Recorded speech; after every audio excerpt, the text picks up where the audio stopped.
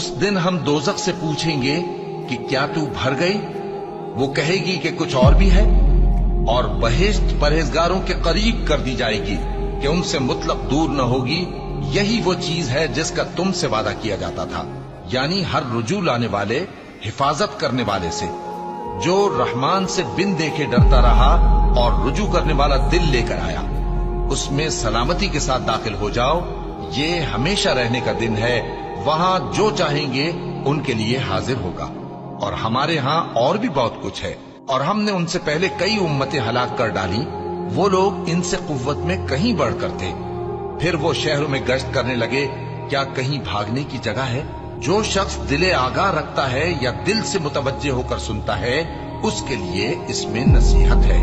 और हमने आसमानों और जमीन को और जो मखलूकात इनमें है सबको 6 दिन में बना दिया, और हमको जरा भी थकन नहीं हुई। तो जो कुछ ये कुफ्फार बकते हैं उस पर सब्र करो, और आफताब के तुलू होने से पहले और उसके गुरूब होने से पहले अपने परवरदिगार की तारीफ के साथ तस्बीह करते रहो, और रात के बाज औकात में भी और नमाज के बाद भी उसी के नाम की तस्बीह किया करो। और सुनो, जिस दिन पुकारने वाला नजदीक की जगह से पुकारेगा, जिस दिन लोग एक जोर की आवाज यकीनन सुन लेंगे, वही निकल पड़ने का दिन होगा।